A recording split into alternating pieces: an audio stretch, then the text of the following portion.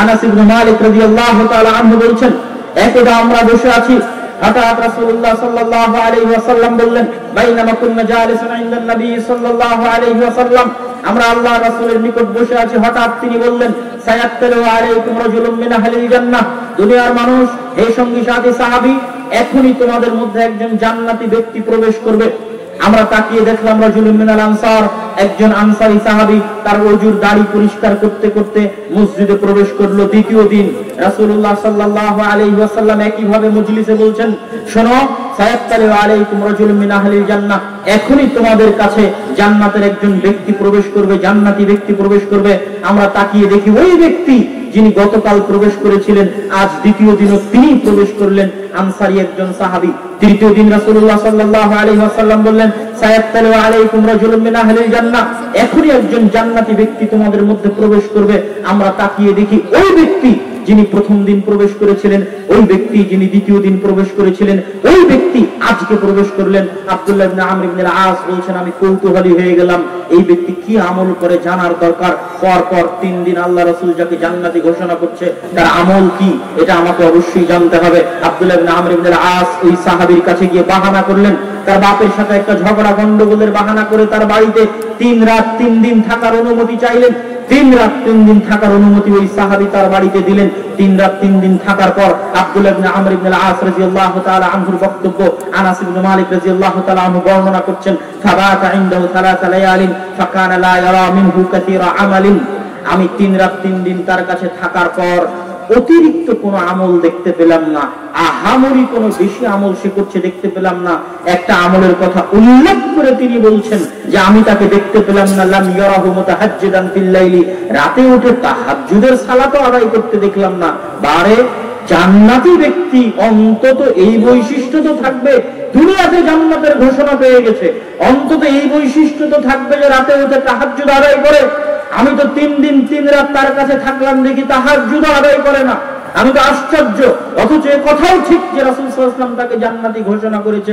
দিনে কোনো বেশি আমল নেই, রাতে কোনো বেশি আমল নেই, তাহাজ্জুদ নেই। আমি অগত্যা কোনো রাস্তা না পেয়ে তার কাছ থেকে বিদায় নিয়ে চলে যাচ্ছি, যাওয়ার সময় তাকে জানালাম ঘটনা এই। তখন তিনি বলছেন, আমিও তো জানি না এমন কোন আমল আমার আছে যে আমলের বিপরীতে আমি দুনিয়াতে রাসূল সাল্লাল্লাহু আলাইহি ওয়াসাল্লাম আমাকে জান্নাতের ঘোষণা দিবে। তবে যখন দূরে চলে যাচ্ছেন তখন তিনি ডাক দিয়ে বলছেন, তবে হ্যাঁ, একটা ছোট্ট জিনিস আমি করি, অতি অল্প অতি নগণ্য জিনিস, যেই জিনিসটা হতে পারে আল্লাহু আলাম, আল্লাহ ভালো জানে সেটা কি।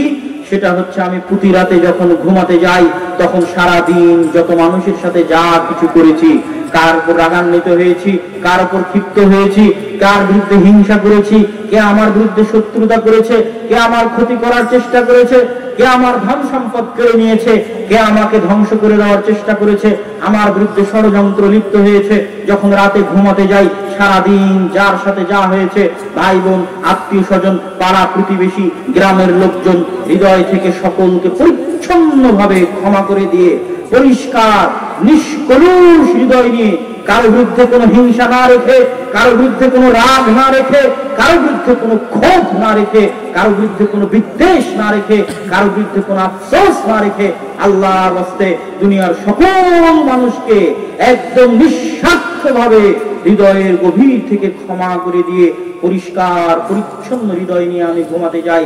আব্দুল্লাহ ইবনে আমর ইবনে আল-আস বলছেন, আপনার দুনিয়াতে জান্নাতি ঘোষিত হওয়ার এটাই কারণ। আল্লাহু আকবার। এই জন্য আল্লাহ সুবহানাহু ওয়া তাআলা কোরআন মাজিদে বলেছে, ইল্লা মান আতা বিকলবিন সালিম, পরিচ্ছন্ন পরিষ্কার হৃদয় নিয়ে যে আসবে ও জান্নাতে চলে যাবে। পরিষ্কার পরিচ্ছন্ন হৃদয় ছাড়া মানুষ জান্নাতে যেতে পারবে না। অতএব সম্মানিত উপস্থিতি, মানুষের হক বড় ভয়ঙ্কর, বান্দার হক বড় ভয়ঙ্কর। বান্দার হকের যে জুলুম, ওই জুলুম থেকে বাঁচতে হলে হৃদয় পরিচ্ছন্ন হতে হবে, হিংসা বিদ্বেষ রাগ ক্ষোভ অহংকার মুক্ত হৃদয় হতে হবে। এই পরিচ্ছন্ন হৃদয় নিয়ে আল্লাহর দরবারে গেলে আল্লাহ সুবহানাহু ওয়া তাআলা জান্নাত দিবেন, এটা আল্লাহ সুবহানাহু ওয়া তাআলার ঘোষণা। আরো লম্বা আলোচনা ছিল, আরো বক্তব্য ছিল, বিস্তারিত জুমার খুতবার মধ্যে আলোচনা করেছি, সেই জুমার খুতবা আপনারা দেখে নেবেন তাজকিয়াতুন নফসের উপরে। আল্লাহ সুবহানাহু ওয়া তাআলা যেন আমাদের সকলের অন্তরকে পরিষ্কার পরিচ্ছন্ন করে শয়তানের কন্ট্রোল থেকে বেঁচে তাওহীদ দিয়ে সালাত দিয়ে লিসানুন যাকির খুব দ্রুত 1 সেকেন্ডে জাহান্নামে নিয়ে চলে যাবে। তাই জিহ্বা বন্ধ করে আল্লাহর জিকির আজকারে মগ্ন থেকে এবং হৃদয়কে মানুষের হিংসা বিদ্বেষের অতিথি এবং অত্র এলাকার গণ্যমান্য ব্যক্তিবর্গ, তার আগে আমি একটু আপনাদের সামনে পরিষ্কার করতে চাই যে দাওয়া ইলাল্লাহ, যার অধীনে দাওয়া ইসলামী পাঠাগার পরিচালিত হয়, এটা বলতে আসলে কি বুঝায় বা তারা আসলে কি কাজ করে এবং বাংলাদেশে কি করতে চায়, এই বিষয়ে প্রধান অতিথির উপস্থিতিতে আমি 2-5 মিনিট আপনাদের সামনে একটা ব্রিফিং দিতে চাই। বাংলাদেশে মুসলমানদের বেসিক নলেজ তথা একদম মূল বেসিক নলেজটা এসেছে মক্তব থেকে। কি থেকে? আপনারা এখানে যতজন উপস্থিত আছেন তারা যদি দু একটা দোয়া দুরূদ সূরা মুখস্থ থাকে, আমাদের সামনে যারা আমরা উপস্থিত আছি আমাদেরও যদি দোয়া দুরূদ সূরা মুখস্থ থাকে, সেটা আমরা কোথায় শিখেছি? জোরে বলেন তো, কোথায় শিখেছি?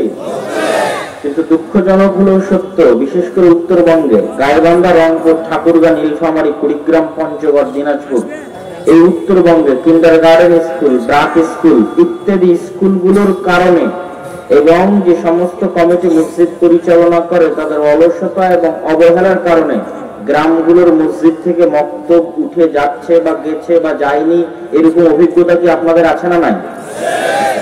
তাহলে এই যে বিশাল একটা নতুন প্রজন্ম জন্ম হচ্ছে, এই নতুন প্রজন্ম যে কোরআন না শিখে বড় হচ্ছে, ইসলামের মৌলিক জ্ঞান ছাড়া বড় হচ্ছে, এটা কে পূরণ করবে? এটা পূরণ করার মতো কোন সিস্টেম নাই।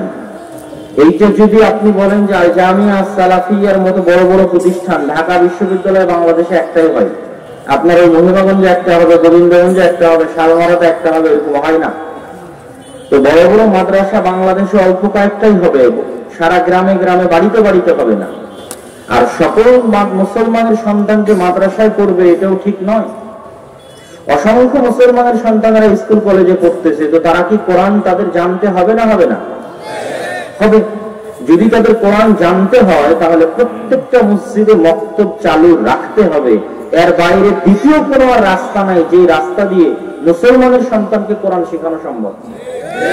এই জন্য দাওয়া ইলাল্লাহর মূল কার্যক্রম হচ্ছে, যে মসজিদগুলোতে মক্তব চলতেছে না, ভালোভাবে চলে না, বন্ধ হয়ে গেছে, অর্থনৈতিক সমস্যা ইত্যাদি কার্যক্রমগুলোতে সহযোগিতা করে কিভাবে মক্তবগুলোকে সামনের দিকে এগিয়ে নিয়ে আসা যায়, এটা প্রথম পদক্ষেপ। এবং এই পদক্ষেপের আলোকে আপনাদের উত্তরবঙ্গ তথা রংপুর বিভাগে দাওয়া ইলাল্লাহর অধীনে 150-র অধিক মক্তব চলে, যার খরচ দাওয়া ইলাল্লাহ বহন করেন। তথা আপনাদের শ্রদ্ধেয় ওস্তাদ শেখ আব্দুর রাজ্জাক বিন ইউসুফ আল জামিয়া সালাফিয়া থেকে সেই খরচ পাঠান। আপনাদের এই অঞ্চলেও আমার জানা মতে 10 থেকে 15টা মক্তব চলে, 26টা মক্তব চলে আপনাদের এই অত্র অঞ্চলেও। এই 26টা মক্তবের খরচও প্রতি মাসে আল জামিয়া সালাফিয়া রাঙ্গিপাড়া পবা রাজশাহী থেকে পাঠানো হয়। এবং আগামী রমজানে আরো নতুন 100টি মক্তব আমরা উদ্বোধন করব ইনশাআল্লাহ।